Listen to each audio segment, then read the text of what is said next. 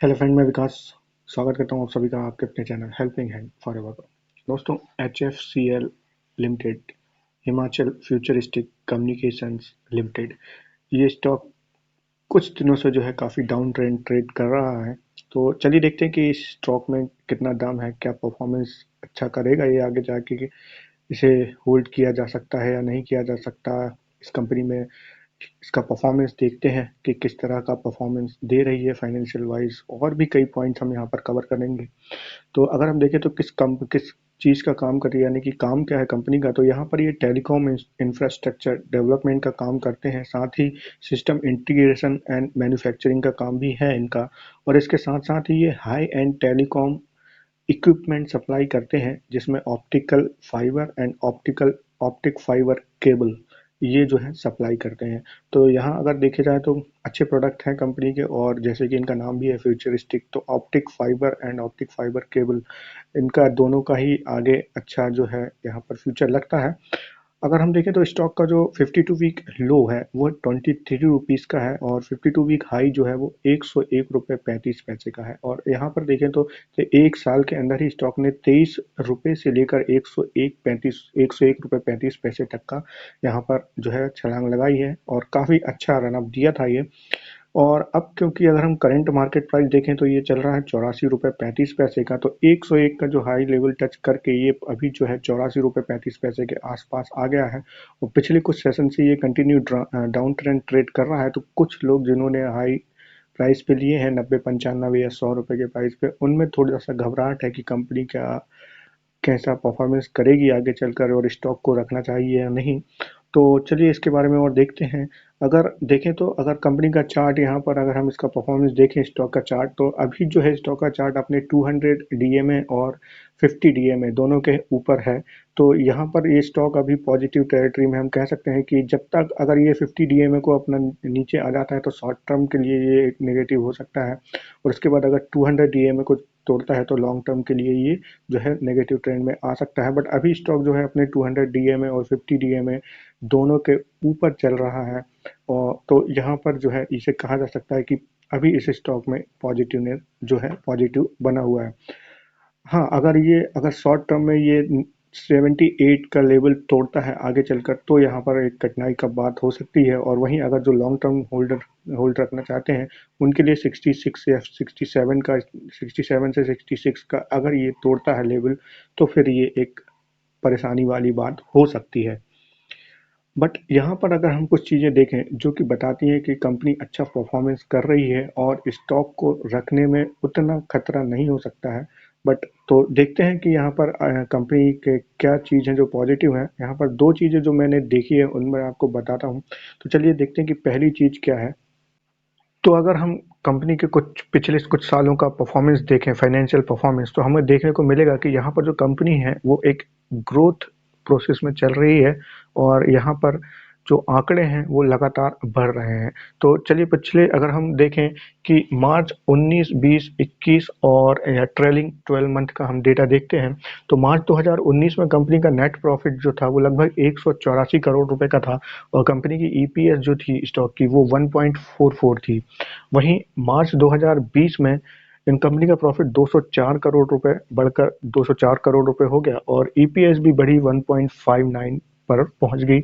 इसके बाद मार्च 2021 में कंपनी का परफॉर्मेंस जो है वो कंपनी का नेट प्रॉफिट बढ़कर 223 करोड़ का हो गया, और ईपीएस जो पहुंची वो 1.74 की हो गई। इसके साथ ही अगर हम ट्रेलिंग 12 मंथ का देखें, तो यहाँ पर अभी तक कंपनी ने जो है 332 करोड़ का लगभग प्रॉफिट कर लिया है, और 2 रुपये 54 पैसे का जो है यहाँ पर ईपीएस आता है। तो हम देख सकते हैं कि ईपीएस में कंटिन्यू ग्रोथ देखने को मिल रही है, और साथ साथ जो है प्रॉफिट भी इंक्रीज हो रहा है।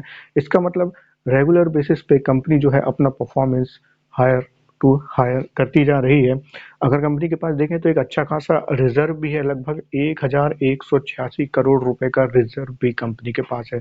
तो फाइनेंशियल तौर पर देखें, फाइनेंशियली कंपनी स्ट्रांग है, और आने वाले क्वार्टर का रिजल्ट भी ये अच्छा देंगे, ये ऐसा लग रहा है। और यहाँ पर जो है अगर हम इस पूरे साल का भी रिजल्ट देखें जो मार्च 2022 में ये देंगे, वो भी अच्छा रहेगा अगर हम इस परफॉर्मेंस को देखते हुए कहें तो। अब दूसरी जो पॉजिटिव चीज़ मुझे दिखती है वो मैं आपको बताता हूँ। अब हम अगर दूसरी पॉजिटिव चीज़ यहाँ पे आपको इस वीडियो में मैं आपको दिखाऊं तो ये है इस कंपनी की प्रमोटर की होल्डिंग या कहें कि शेयर होल्डिंग पैटर्न, जो कि आपको यहाँ पे दिखाएगा और एक जो है कॉन्फिडेंस लाएगा इस स्टॉक के प्रति आपको, अगर आप इसे समझेंगे। तो चलिए देखते हैं। तो अगर हम पिछले कुछ क्वार्टर्स की प्रमोटर एफआईआई, डीआईआई और पब्लिक शेयर होल्डिंग का हम पैटर्न देखें तो यहाँ पर अगर हम देखें तो मार्च 2021 में प्रमोटर की होल्डिंग 42.05% थी, एफआईआई की होल्डिंग 2.18% थी और डीआईआई की 0.08% की थी, और वहीं पब्लिक शेयर होल्डिंग जो थी वो 55.69% की थी। बट जून क्वार्टर में, जून 2021 यानी जून क्वार्टर में प्रमोटर की होल्डिंग तो सेम रहती है 42.05%, बट यहाँ पर एफआईआई की होल्डिंग जो थोड़ी बड़ी है 2.20% पहुंची है। डीआईआई ने भी अपनी होल्डिंग बढ़ा ली सी 0.68% की। पब्लिक शेयर होल्डिंग थोड़ी सी कम हुई 55.07% पे आती हुई दिखती है। इसके बाद अगर हम सितंबर 2021 क्वार्टर का शेयर होल्डिंग देखें तो यहाँ पर प्रमोटर की होल्डिंग थोड़ी कम हुई 41.89 पर आ गई, जो कि 42.05 थी।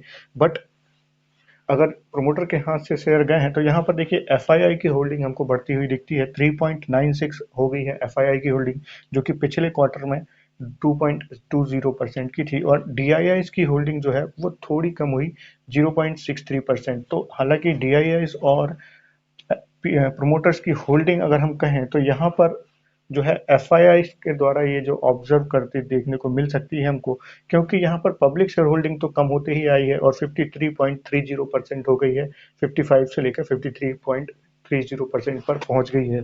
तो इट मीन्स कि जो शेयर निकले हैं वो स्ट्रॉन्ग हाथों में गए हैं, इंस्टीट्यूशंस के ही पास गए हुए हैं। अब अगर हम देखते हैं दिसंबर 2021 का तो यहाँ पर देखिए प्रमोटर्स की होल्डिंग फिर से थोड़ी कम हुई है, 39.23% पर आ गई है। बट एफआईआई की होल्डिंग ने एक साथ जो है 7.19% पर पहुंच गई है, और वहीं डीआईआई की होल्डिंग भी 1.44% पर आती हुई दिखती है हमको। और पब्लिक शेयर होल्डिंग है वो कम होती दिखती है, 51.197% पर ये आती हुई दिखती है। इसके अलावा कुछ अदर्स होल्डिंग है 0.12% या इस तरह से। बट अगर हम देखें तो यहाँ पर प्रमोटर्स के साथ साथ जो पब्लिक वीक हैंड से शेयर निकल कर अगर पहुंचे भी हैं तो इंस्टीट्यूशंस के पास गए हैं, एफआईआई एंड डीआईआई के पास।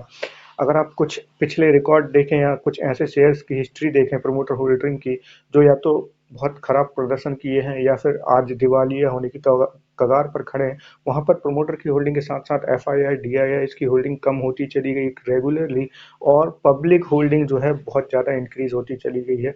वो परफॉर्मेंस जो देखेंगे अगर आप उस शेयर का, वो डाउन ट्रेंड ही चलता रहता है हमेशा, और आगे जाके जो है ऐसी कंपनीज जो है वो डिफॉल्ट कर जाती हैं। पर यहाँ पर अगर आप देखें तो पब्लिक की शेयर होल्डिंग कम हुई है, बट एफआईआई और डीआईआई ने अपनी होल्डिंग बढ़ाई है। इट मीन्स कंपनी में कुछ पोटेंशियल है, इसीलिए जो है इंस्टीट्यूशन की बाइंग आ रही है। और दिसंबर क्वार्टर में तो हमें काफ़ी ज़बरदस्त जंप होल्डिंग्स में देखने को मिलता है। तो बताता है कि शेयर अगर डाउन ट्रेंड चल रहा है तो ये एक कंसोलिडेशन फेज भी कह सकते हैं, करेक्शन हो सकता है स्टॉक में। बट अगर यहाँ से ये फिर से एक अच्छे रनअप के लिए तैयार होते हुए दिख सकता है, लॉन्ग टर्म में जो है कंपनी को अच्छे तरीके से आप पोर्टफोलियो में रख सकते हैं।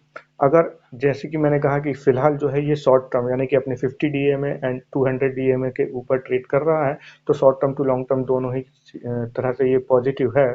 बट जैसे कि मैं हमेशा कहता हूँ, किसी भी प्रकार का इन्वेस्टमेंट करने से पहले आप अपना एनालिसिस भी करें या फिर अपने फाइनेंशियल एडवाइजर की सलाह जरूर लें। तो ये था स्टॉक रिव्यू HFCL कंपनी का। तो आशा करता हूँ जानकारी आपको पसंद आई होगी। प्लीज़ लाइक कीजिए मेरे वीडियो को, सब्सक्राइब कीजिए मेरे चैनल को। Thank you.